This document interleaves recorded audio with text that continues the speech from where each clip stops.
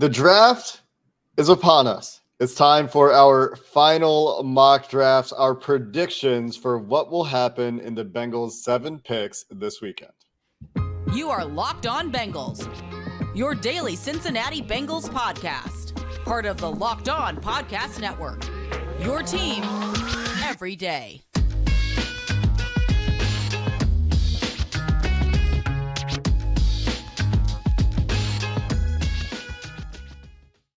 What's up, Bengals fans, and welcome to another episode of the Locked On Bengals podcast. I'm Jake Lisco. He's James Rapine. We are your daily hosts of the Locked On Bengals podcast, part of the Locked On Podcast Network, and you can subscribe to this podcast on YouTube or follow anywhere you get your podcast and join the First Listen Club. Become an everydayer as we have you covered every day here this week after the draft and going into the draft today.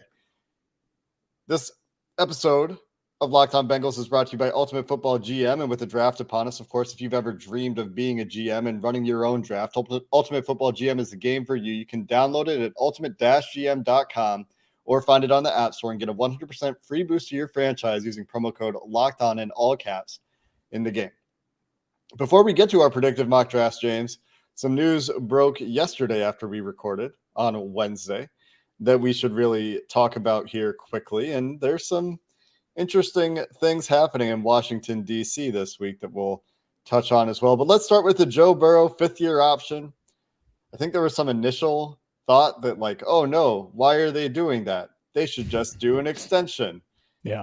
It's a formality. This should have no bearing whatsoever on the extension.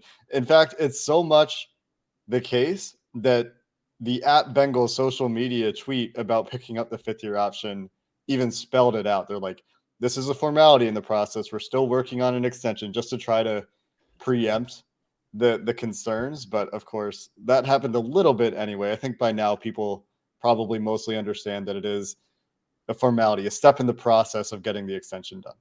It's great news. And it was going to happen, but essentially Joe Burrow's under contract for 2 years now, and any extension will be on top of that. And as of now, he's set to make $29.5 million in 2024. Could change. Those numbers could change some depending on extension and how they move the money around and all of those things. But you're right. There was a little panic. I had a family member reach out, had a neighbor ask me when I was outside about it, but all is well. Relax. It's going to happen. I'm confident in saying that. It's just a matter of when. Yeah. So that's the Joe Burrow news. T. Higgins back for voluntary program, by the way. And you mentioned, James, before we started recording that he was there last week as well. So there's a photo of him up on Instagram today. So that's great. Also, just a minor note that T. Higgins is there for voluntaries. Last note before we dive into the mock draft, James, is that speaking of 5th-year options, Chase Young, former Joe Burrow teammate at Ohio State, right? Mm-hmm. Yeah. Did not have his 5th-year option picked up by the Washington Commanders, who are in the middle of an ownership change that may apparently be announced and finalized tomorrow or something. I don't know. A lot of drama happening in D.C., but the interesting part is Chase Young, trade candidate. Don't pick up that 5th-year option. Go Sure. trade. What does he cost? I'm interested. Like, legitimately, I don't know what he would cost, but that's a really good player, and they don't become available like this very often. Would you give up? He is available, to be honest. Sure. People are reaching there, but let's just play this game before we dive into the mock. Or would you give up pick 60 and there would be an pick 131? So round 2 and 4. Would you do that? Probably. I would maybe try to get a player into it if I could, if there's a player that they like to replace one of those picks. And naturally it's Jonah. Everyone's going to bring up Jonah. Well, and Washington needs tackle help. It could get interesting. Here's how it gets interesting. If Washington whiffs on the tackles that they're targeting in this draft and you come out of it, I don't know if it'll necessarily happen during the draft. Maybe it does after round 1. Look, if the Bengals could turn Jonah Williams, regardless of what happens at right tackle, and a pick or 2 into Chase Young, you feel pretty good about it. Now there's the injury question, and the physical would be huge because he's coming back from a serious injury. Well, if you're Washington, do you ask for like a Joseph Osai, ascending player, Huh? same position kind of thing, younger, 2 years on his deal? What kind of value would Joseph Osai return in a trade? Would the Bengals be willing to part with Joseph Osai for a player like Chase Young coming off the injury with the questions for him? It could get complicated, and I'm glad I'm not in the room trying to make those decisions. Let me ask you this. Would you give up a conditional 2024 second round pick that was based on the number of games that Chase Young played to where and if he hit certain stats would turn into a 1, or is that too much? Turn into a 1 It's is a 2 and then turns into a 1. It's very risky. I know. I wouldn't do that. I'm just asking you. I mean, I think it depends on what the conditions are. I don't know that Chase Young, for his draft pedigree and for everything that was great about him as a prospect, will command that kind of value just given the way his NFL career has gone. I still think there's a lot of potential there to be tapped. I still think he's a really good player, and that's why we're talking about it at all. Mm-hmm. But I don't know if he'll command that kind of value, James. No, probably not. I'm just throwing out hypotheticals. I agree with you. I think his stock's pretty low, and you have the injury history. I still think he has value, certainly much more value than Jonah Williams, to give you just a comparison. Yeah. So it'll be interesting. Who knows if they want to trade him or not. But that said, the 28th pick, certainly not in talks for Chase Young, regardless. And that's where the Bengals sit on Thursday night. I know you had some debates with yourself about what the Bengals should do at 28, or what they will do at 28, rather. That's what we're doing here. This is what we think they will do in this mock draft. So let's talk about round 1, because I think everybody knows where they're looking and the guys they're looking at. I think we've correctly identified that. Now it's a matter of who's going to be there and who you think they end up taking. And this is what's so hard about it. And this is why I have 6.5 different versions of my predictive mock drafts, right? And I have like this whole spreadsheet with different players for every round. And it's like, okay, here's like the 8 guys that I think are in play in the first round. Which of the 8 guys who I think is going to be there? Which of the 8 guys do I think they're going to pull the trigger on? Yeah. And I think I land on Emmanuel Forbes. Yeah. I think that, like Bengals fans, like Dave Lapham, like Joe Goodberry, like Paul Daner, like everybody who covers the Bengals, Emmanuel Forbes, if he's available, makes a ton of sense based on everything that we've heard, based on the visits, based on the premium position, based on his production, based on his film. The weight is the only question. The other big question is, will he be there? Being mocked in the teens now, there's a lot of smoke connecting him to a number of other teams at this point as well. So I land on Emmanuel Forbes here kind of as a default. If he's there, I think they would take him. The other guys I considered here were Kalijah Kancey and Jahmyr Gibbs. And the reason is partially because, as I go through and try to simulate and put myself in the shoes of the other 29 teams, I think, or 28 teams picking in the first round, because a couple teams have 2 picks and Miami forfeited their pick. I keep landing on a situation where there's nobody else I like in the first round, but maybe it's Brian Brzee, and we should be giving more attention to that potential fit. But I land on Forbes. Talk about landing on the right guy and not the wrong guy. That's a 180 for me. It's like, thanks, I hate it if you take Brian Brzee at 20. I just don't. I'm out on that, and it'll probably happen, and I'll probably interview him Friday, so I'm setting myself up for failure. That said, maybe he turns out to be a great pick. I think Emmanuel Forbes is their guy.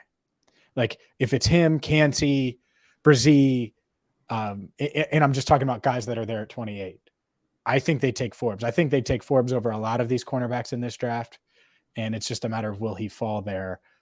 I don't think so. I don't think he'll fall there, and that's why I didn't mock him to the Bengals.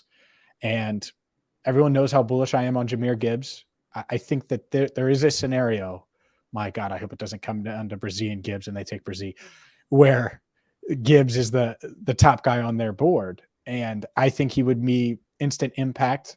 I'm not going to go too much into it here.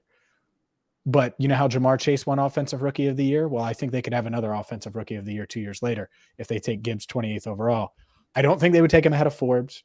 They probably wouldn't take him ahead of Joey Porter Jr. if he fell, or Deontay Banks out of Maryland. If one of those corners fall, I think they would probably take the corner.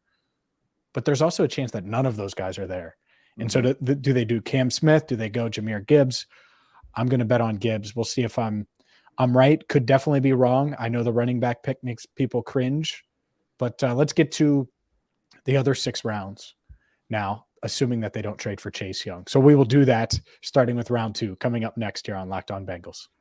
Today's episode of Locked On Bengals is brought to you by Ultimate Football GM. You've heard us talk about this fantastic GM simulator before, and if you've ever wanted to try to create your own dynasty, whether you believe in building through the draft happening tomorrow in the NFL or today, depending on when you're listening to this podcast, or you think free agency is the way to go, Ultimate Football GM gives you those choices. You can hire the right coaches, the right coordinators, set your draft board, navigate free agency, make sure you're getting the right scheme fits. They've incorporated scheme fits into the game. If you've got a West Coast offensive coordinator, you're going to want to get West Coast players to fit that scheme, and they'll get a little bit of a boost. It's a challenging and realistic game world and completely free, playable offline. You can play on the go as you want and when you want to. And right now, Locked On Bengals listeners can get a 100% free boost to your franchise. All you have to do is use a promo code LOCKEDON in all caps in the game store when you sign up. That's LOCKEDON in all caps. So check it out at ultimate-gm.com or find it in the App Store to start your dynasty today with Ultimate Football GM. Today's show is also brought to you by Schultz & Sons. Schultz & Sons is a one-stop shop for all things jewelry. We're a one-stop shop for all things Bengals. They're the jewelry version of essentially the jewelry world, right? And you're talking about Matt Schultz, who's been a Bengals fan for decades. He's a diehard. Me and him chopped it up, watched some March Madness together. And look, if you're looking for the perfect diamond for her or the perfect piece, whether Mother's Day, with Mother's Day coming up, I know in my family, the next few months, it's a bunch of birthdays. Well, you got to get the Schultz & Sons because they have 0% financing options for 12 months. They're AGS certified, so that allows them to offer a selection of exclusive and rare jewelry. And they're going to help you find the right fit. I think that's the biggest thing. Draft season, it's all about fit. It's why I like Jahmyr Gibbs to the Bengals, because I think it's a good fit, great fit. And Schultz & Sons is going to be a great fit for you as well. They're at 2202 Dixie Highway in Fort Mitchell, just 5 minutes from the bridge into Kentucky in the Kroger Expressway Plaza, directly off the interchange. Stop by, tell them you're a Bengals fan, tell them Locked On Bengals sent you. They're a Cincinnati tradition, so make sure you support them. The Schultz family has been in the Cincinnati area for more than 50 years. Check them out online at schultzdiamonds.com. That's SCHULZ diamonds.com. And remember, when it has to be perfect, it has to be Schultz & Sons. We're not going to get these mock drafts perfect. At least that's where my confidence level is right now. Speaking of Jahmyr Gibbs, just the last point I want to make there. I hope I get it perfect, at least in round 1. We don't think Emmanuel Forbes is going to be available. I don't know if Jahmyr Gibbs is going to be available at 28. He might not. He might not. That's the thing with all of these scenarios that we're talking about. Like all these guys that we're talking about, they just might be picked. And maybe that's like doomery of me, Doomer-E, right? Yeah. To think that everyone that we want or that the Bengals might want will be gone, but it could happen. And that's what happens when you pick at the end of the round. It's tough. That's the hardest part about this, right? And when it comes to Gibbs, here's the argument. Because people say, oh, running back. Well, he's really an offensive weapon in a draft class that early in the draft doesn't have many offensive weapons. There aren't. I mean, there's a scenario where not many receivers, maybe one receiver goes. I'm not saying it's the most likely scenario. One receiver goes in round 1. If that's the case, I don't think Gibbs makes it to 28. Hopefully, 4 receivers go in the first 27 picks. Hopefully, 4 quarterbacks go in the top 27 picks. And maybe one of those corners falls or multiple corners and Gibbs. I want the Bengals to have options. And so hopefully he's there. Hopefully Forbes is there and they can take the best guy on their board, but we'll see. I think that you're right. The hope is that for 5, Hendon Hooker sneak into the first round ahead of the Bengals. Like 5 quarterbacks, 4 receivers in the first round is probably the best case scenario for the Bengals. Maybe some interior offensive linemen as well. Like Osiris Torrance, one of these centers, John Michael Schmitz, Joe Tittman from Wisconsin. Getting some buzz. Yeah. Cowboys, make your center pick in the first round again and surprise everybody. And instead of, we're seeing the Cowboys connected to Michael Mayer, to Jahmyr Gibbs. And we haven't even talked about the tight ends, but we're about to talk about some tight ends, I think, in the second round, because it's likely that one of two things is true in the first round for tight end for the Bengals. Either the guy they want is picked and is not available to them, or they don't see them as a first round prospect, depending on who the guy is that's available. And that could be any of the potential first round tight ends. Although we have reason to believe, based on our conversation with Brian Callahan, that Dalton Kincaid would make a lot of sense and would fit what they're looking for, or at least what he's looking for. In the second round, James, I went back and forth between three tight ends in the scenario where the first round pick is an offensive player. I was looking at a defensive player. So, in the version of my mock where I land on Jahmyr Gibbs in the first round, I landed on Derek Hall, edge rusher out of Auburn, in the second round. In the version that I'm going with, which is the Emmanuel Forbes in the first round option, I'm going to stay optimistic in the second round that a guy is available again, like I did with Emmanuel Forbes. And that's going to be the case for a few of these rounds. And I'm going to say Sam LaPorta here. Although, again, I have serious doubts that LaPorta makes it to 16. In that case, do they pull the trigger on Tucker Kraft? Or is there a defensive lineman or another defensive player that they just like better than Kraft?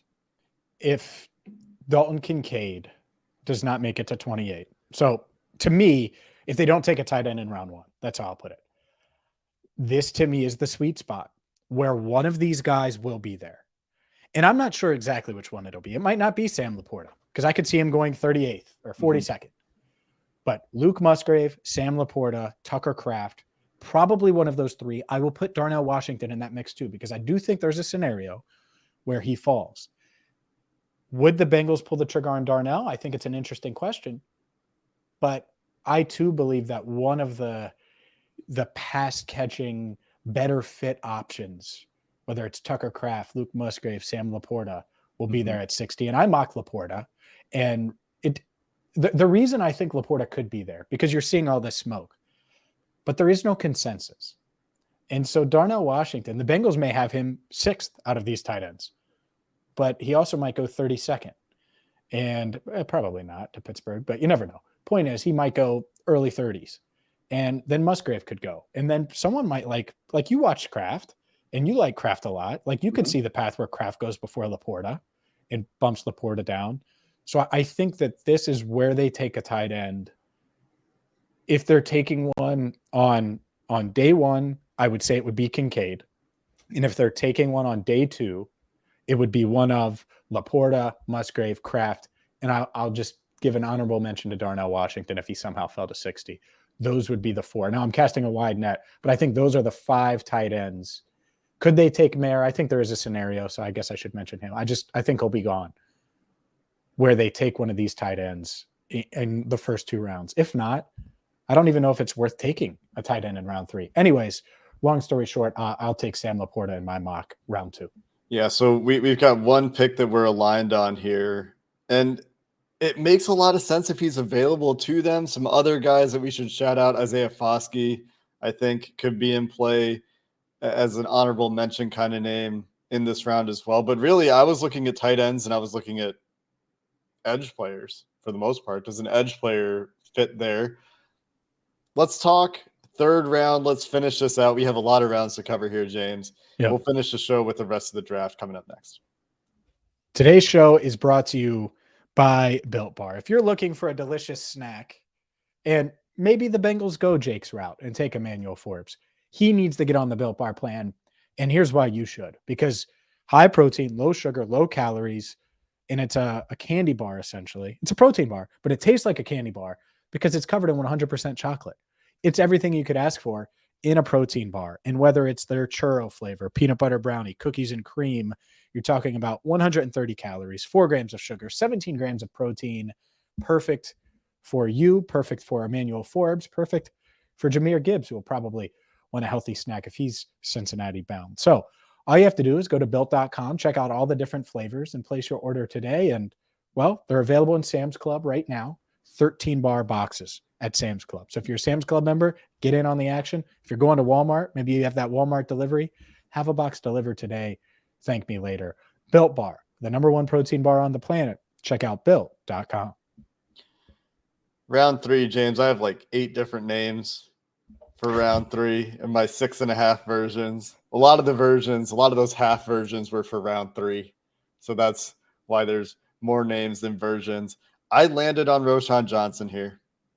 This is hopeful. I think that he is probably picked by now. But if they wanted to start the draft with a corner tight end and they want to get a running back, I think Roschon Johnson is the last guy that can do it all in this draft. And for me, the honorable mentions, there's some corners here. There's Kendre Miller for another running back that I think fits in the 3rd round. And if some guys fall, or some other guys that I think they would consider here based on the level of interest they've indicated in these guys so far, Gervon Dexter, who I think is picked by this point, but if he's available, I think Gervon Dexter would get strong consideration from the team. Fits a need. They met him at the combine, has a lot of athleticism to him. Rashee Rice, if they decide to dip into receiver here, Rashee Rice is the guy that I like the best in the 3rd round. And Blake Freeland, who they met with, the BYU tackle, crazy athlete. I think a lot of work to do, but those are a lot of my honorable mentions there. There's some corners as well. Like I said, if they don't go corner in the 1st round, and maybe that's where you land, having knock-on corner in the 1st round. Yeah, I do, because I think if you spend those first couple of picks on offense, well, you got to get a corner at some point. And I think there will be a good one at 92. And that's the beauty of it is if you don't get your top guy in round 1, you see the tight end cliff coming round 2. Mm-hmm. Well, one of these guys should fall and be there round 3. And it might not be Darius Rush out of South Carolina, who I have the Bengals taking. But you just look at the profile of some of these guys. And he's only played corner for a couple of years now. One of these guys could fall. And I think that they would take him over a Garrett Williams out of Syracuse, over Corey Trice out of Purdue. And so, yeah, I'm going with a guy that if he's there in round 3, I think could certainly be BPA. And there's so many different paths, right? Because this could be the Tajay Spears, right, area where they potentially look at him here in another world, maybe in your world, if Roschon's gone, especially. But Darius Rush would be my pick here at pick 92. Yeah, and the Bengals had a presence at the South Carolina Pro Day. They were working with both Cam Smith and with Darius Rush at that Pro Day. So there's clear contact there. Rush, 23 years old, is a guy that I like the fit. I like the idea. There's a few other corners that could be in play here. One of them is Hodges Tomlinson from TCU. Mm-hmm. Short in stature, has that dog in him. He's a baller. A guy that tested really well, not really well, ran a 4.41, had above average RAS, but a lot of that is brought down by his size. Really productive player. Caillou Blue Kelly out of Stanford, Cameron Mitchell, 2 others that fit the Bengals in a lot of ways. They ticked the athleticism box. They were good enough in terms of their overall athletic profile, and crazy productive players at Stanford and at Northwestern. So a couple other guys that I think could come into play in the 3rd round at corner. There's probably some others too. Maybe that's where Corey Trice is. Maybe that's where Garrett Williams, coming off the ACL, comes into play. Garrett Williams could be talked about much higher in this draft had he not had that injury. And maybe the Bengals can afford the year given what they've got at corner. I don't know. Yeah. I think that's all of those guys could be in the mix, and that's what's tough, right? But it just depends on the path they go and who's available. But I'm sticking with defense in round 4, which might surprise some after the back-to-back offensive picks. So it's pick 131. I'm going with a defensive tackle, 3-tech, Kobe Turner out of Wake Forest. I think it just makes sense. Could he be an instant contributor at that spot? Maybe you rotate him a bit with some of your current defensive linemen. Obviously, they drafted Zach Carter last year. It's not a great defensive line class, but you look at what they have under contract, don't have under contract. I think it would be nice to have another 3-tech option.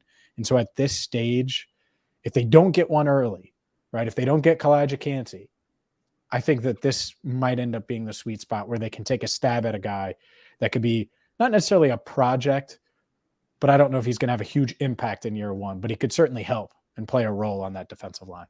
Yeah, I could see that. Another guy that would make sense to me at 3 tech in the 4th round, if he's available, is Moro Ojomo from Texas, who in a couple of versions of my Emmanuel Forbes in the 1st round mock scenarios, I landed on Moro Ojomo here. And actually 2 out of 3 of them, but not the one that I'm talking about today. So many versions. So many versions. And this tells you where I'm at with what I think the Bengals are going to do. Because I could see Kobe Turner. I could see Moro Ojomo here, who they had contact with throughout the process. At the Combine, was it? No, I'm confusing him with his teammate, Keandre Coburn, they met with at the Combine, nose tackle out of Texas. They do not have reported contact with Moro Ojomo, but I do think Ojomo fits a lot of what they'd like to do. I land on, however, a wide receiver here. We've talked about it earlier in the draft process. The Bengals don't go back-to-back years without drafting a wide receiver very often. Sometimes it's not until a little bit later in the draft. So maybe it is later, and it's a guy like Jaden Hazelwood or a guy like Raheem Jarrett, who Joe Goodberry mocked to the Bengals and really made me want to mock to the Bengals. Fits a lot of what they like in terms of a profile. It was a good shout by him. Early declare, has the athleticism they look for, has, at least good production, not great production. But Parker Washington, they met with at the Combine, is younger. He's short, but he's not small. Talked about that yesterday with Joe. 5'9.5", 204. That is a stocky running back build. Great hands, great career drop rate. Should be pretty good after the catch. So Parker Washington, slot of the future. That could be the wide receiver for this year. And the reason I land on him is because they had contact with him. Sure. No, I like Parker Washington. This would be the place you'd have to take him, but you could certainly see the path to him being wide receiver 4 or 5, whatever you want to make him, and then next year be able to walk into a little bit more of a role on offense and contribute in other ways this year as a rookie. So I think they want a receiver. It's just not a good class outside of these slot guys. And so at some point, I think they'll take a stab at one. Obviously, I haven't done it yet, and I'm not doing it in round 5 either. Jake, I'm going with a guy you've mentioned on this pod, and I think you took on one of our mocks recently. Back-to-back defensive linemen. Look, if there's one thing I know, just look at last year. We saw Brian Callahan once. Lou Anarumo is going to win those draft arguments a decent amount. The Bengals know, and I know that's not exactly what happens, of course, but the Bengals know they have to get younger on defense. Your guy, Josh Tupou, is not under contract after this year. DJ Reader in a contract year. And I'm not saying that Keandre Coburn out of Texas is going to replace DJ Reader. But at this stage of the draft, can you find what you were hoping to find with Tyler Shelvin? That was a big boomer bust pick, but I think they were just hoping that worst case he was a contributor. And I think that's what Coburn can give you long-term, is at least an option at nose tackle where, he might not have the boom, but he certainly doesn't have the bust that a guy like Shelvin had, and should be able to contribute and be that guy. Maybe not this year, unless there's an injury, but certainly in 2024. And so at this stage of the draft, it would be good to get someone in and start to develop him before he walks into a bigger role or more substantial role in 2024. And Coburn has a little bit of pass rush to his game, similar to how DJ Reader has a little bit of pass rush to his game. He's got a little bit of juice as a power rusher at 332 pounds is what he weighed in at the Combine, and that's 332 at 6'1.5". So that's not 332 at like 6'5" or 6'4", like Brian Brzee is 6'5" and much lighter. But he's stocky. Or like Gervon Dexter is 6'5.5", 310. And is another guy considered to be one of the nose tackles of the class. Jared Clark, another nose tackle in the class, 6'3", 334, so 2 inches taller. So Coburn, dense, let's say. And if Coburn's a pick in the 5th round, I would not be mad at it at all. I also have like 6 different players in play. This is a theme in the 5th round. I'm going to land here on a defensive player because they've gone 3 straight offensive players for me. And I think I'm going Lonnie Phelps edge rusher from Kansas here. Local guy. They met with him at some of the local workouts. So they've had some contact with him. And I'm probably overrating the contact bit because they don't always lean into that. But he was productive and could fit as a rotational edge rusher. Other guys I considered here in some other scenarios, Warren McClendon, offensive tackle, a tight end if they don't have a tight end yet. This is where, you could see a Davis Allen, Will Mallory pick if either of those guys make it this far in the draft. Josh Wiley, I'll throw in there. Josh Wiley, yep, that's a good shout. And I think that's it. Can I give one more? Yeah. And this is kind of mean because it's kind of a little shot at Chris Collinsworth. Oh, Anthony Johnson Jr. makes sense right here. Just not in the first round. Not at 28. Like, man, you told me wild. They picked Anthony Johnson Jr. And he was right about Dax Hill last year, by the way. But like, if they take Anthony Johnson Jr., and I'm not being mean to Mr. Johnson, let's wait a little bit because I think they could take a safety. I don't think it's likely. I think they could, but not on the first 2 days of the draft. I think that is very, very unlikely. Yeah. I'm in agreement with you there. Let's hop to the 6th round where, things get spicy in the 6th round. In one of my scenarios, this is where Raheem Jarrett fits for me, but he might have to go in the 5th round, just in the wide receiver class that it is. Akeem Richards, offensive lineman from UNC, Mekhi Garner, corner, LSU. I land on Tyler Lacey here. I'm going back-to-back defensive linemen like you did earlier. Another guy they had contact with, which I'm at this point realizing that I'm really overrating in terms of me projecting guys to them. But Oklahoma State, yep, one of the OSUs, interior defensive lineman, going to be a 3-tech kind of player for them. That's where I land here. Wouldn't be shocked at all if they go a different direction. Late in the draft, going interior defensive line with the draft pick when they've invested in Zach Carter last year. Would Tyler Lacey be active? I don't know. Maybe that's an argument for one of these other guys. Maybe it's a tight end here. Maybe Will Mallory makes it to the 6th round. What direction do you take? Quarterback, because there's been so much smoke with quarterback, from their rumored interest in Cooper Rush to talking with Trevor Siemian and bringing him in for a visit, to not re-signing Brandon Allen, to bringing in Dorian Thompson, DTR. What is it? Dorian Thompson Roberts? Robinson. Dorian Thompson Robinson? Something like that. DTR. Either way, from UCLA. I don't have – Thompson Robinson. I don't have him going, by the way, so I don't need to know his name. Clayton Tune is who I have. Quarterback out of Houston. He's 24, so he's older, but runs a 4.64, is an accurate passer, is one of those guys that, to me, I could see it. He's 6'2", 220, accurate. Could they develop him into a quality backup for the next few years? I think so. And it seems like he would fit what they would be trying to do more so than a guy like Thompson Robinson. So if Tune's there, I could certainly see that being the pick at this stage of the draft. Some other guys that I think would be in consideration here. Evan Hall, DTR. Maybe they want the kid out of UCLA, the running back, or the quarterback. Trey Tucker, punt returner from UC, I think could instantly come in and give him some juice there. My guy, Deuce Vaughn. You mentioned Raheem Jarrett. I think that's worth mentioning. And then another guy that they met with and brought in for a visit, Colby Sorsdal, another 1AA lineman, and he's an offensive tackle. I think he's in play here, round 6, round 7. If they haven't addressed offensive line, and they haven't in my mock, that they could look at the 1AA ranks again like they did last year with Cordell Volson. So we'll see, but I have Clayton Tune going here. And speaking of 1AA guys or small school guys, Jake Witt, who tested amazing at 6'7", 302. I have him would be another in this range too. Yep. Yeah. Also on quarterback, Aiden O'Connell, another top 30 visit from Purdue, would be another one. But Clayton Tune, 3-time captain at Houston.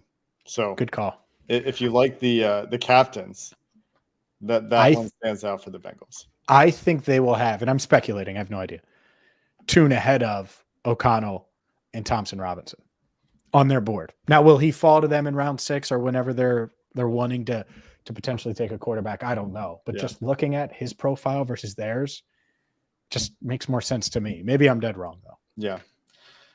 Speaking of Jake Witt, I land on Jake Witt in the 7th round, assuming that he's available to the Bengals at the end of the 7th round, which is a big assumption. Maybe Evan Hall, if he sneaks out to the end of the 7th round on a bad team out of Northwestern, maybe that's an option here. Maybe it's a punter. Yeah. Bryce Behringer, Michael Turk, you name your guy. Maybe it's edge rusher here if they haven't done it earlier. Brenton Cox, a guy they met with who's projected to be a late round pick out of Florida. Again, talking about guys they met with, which is probably a fatal flaw in my predicting here. Who do you land with in the 7th round, James? Wide receiver. You know I had to take one. And they have to take one, right? Because they never go 2 drafts without one. And I think Grant DeBose makes a lot of sense. This could be a round 6 guy. I'm not sure if he falls to the end of round 7, but you're talking about a guy, good size, 6'2", 200 pounds, had 792 yards last year, caught a touchdown against Deonte Banks of Maryland, who's going to go on day 1. And to me, I look at it as a nice little project in a guy who's good at contested catch making. And could he develop into a contributor down the line? Maybe. Obviously, you're going to have to cut your teeth on special teams. You mentioned the punters, Brad Robbins, I'll throw out there as well, Adam Korsak. Mm-hmm. And then again, I think that you had Jake Witt. He's in the mix here. And I think Sorsdal, again, I just want to put that name out there, Colby Sorsdal. Don't be shocked if they go that route here, depending on who's available. So who knows if we're right with any of these picks, Jake, but we've reached the end of our mocks. Yeah, last couple names I want to throw out. Jaden Hazelwood as a late round wide receiver that fits. They had a virtual meeting with him, but he checks their athleticism and production check boxes. Matt Landers as well, athleticism with solid, not great production. Fits a couple of the things they like at wide receiver, but you get to the end of this wide receiver class, and there really aren't a whole lot of guys that look like they'd hit the thresholds for the Bengals. So that's where it gets a little bit challenging for me to project any of these late round guys, although they did meet with a lot of guys that could be at the tail end of this draft or undrafted free agents at wide receiver. So in summary, James, let's run through the 7 rounds. Real quick. Xavier Valade, Mm-hmm. running back out of Arizona State. Did you mention him? I did not. It's a good shout. He's another one in round 7. It might be just a priority free agent, but round 7, I could see them potentially being interested in. Yep, I could see it as well. So just to summarize real quick before we get out of here, Emmanuel Forbes, first rounder, I think we both agree that if he's available, very likely to be the pick. At least that's what the smoke signals are telling us. The rumors are telling us. 2nd round, I land on Sam LaPorta. 3rd round, Roschon Johnson. 4th round, Parker Washington, wide receiver, Penn State. 5th round, Lonnie Phelps, edge rusher, Kansas. Tyler Lacey in the 6th, interior defensive lineman, Oklahoma State. Jake Witt in the 7th for that hyper-athletic Northern Michigan offensive tackle project as a recent transition to the position. Yeah, and for mine, Jahmyr Gibbs, running back out of Alabama, round 1. Sam LaPorta, that's the one pick that we both have. Round 2 out of Iowa. Darius Rush, the corner out of South Carolina, round 3. Kobe Turner, Wake Forest, along with Keandre Coburn, Texas, in rounds 4 and 5. Round 6, back to offense, Clayton Tune, throwing it all over in the preseason and backing up Joe Burrow, and Grant DeBose, promising wide receiver out of Charlotte, in round 7. You know what my big takeaway is, James? What? You've heard me say this before. Get more picks. I don't know that they are going to be able to accomplish all the things that I want them to accomplish in this draft without more picks. But there's always a cost to getting more picks, and that's what makes it very challenging. Yeah, I think I'm good. Like, because I was looking at some of the free agents out there. Like, if they wanted to circle back and whatever hole they haven't filled, fill it in free agency afterwards. And I mean veteran free agency. Mm-hmm. I think they're able to do it. We'll see, though. It depends on what they do. But I agree with you. They're not going to get everything accomplished. There's going to be something. Offensive line in my mock. There is not an offensive lineman. And let's say they go interior offensive line. Well, now they won't have that extra 3 tech or maybe nose tackle or second running back if you projected that, or insert whatever that, some people have projected. So they're going to miss something that we're all trying to fit into 7 picks. You're right. And the other thing is we could see them double dip at a position we don't expect them to, because if they are trying to draft BPA, which we generally agree they should, that could lead to 2 corners. That could lead to 2 tight ends. That could lead to 2 running backs. That could lead to 2 earlier defensive linemen, perhaps. Who knows, right? And that's where they probably should be. We're trying to, in most of these scenarios, hit a number of positions. Neither of us double dipped per se. I mean, you got 2 interior guys, but nose tackle, 3 techs. So, yep. You know the double dip I want to see? Running back. Well, for sure, right? I've sent you 1,000 simulators with 2 running backs. Jahmyr Gibbs, round 1. Evan Hull, round 6. Your guy. That would be fun. My that would guy? be a lot of fun. Yeah, Northwestern, baby. What do you mean, your guy? Of course, he's not he's a your my guy. guy. The my guy at running back is only Roshan Johnson. That's the only my guy at running back. Ugh. He's not going to be there. You taking him at 60? No. That's wishful thinking. All right.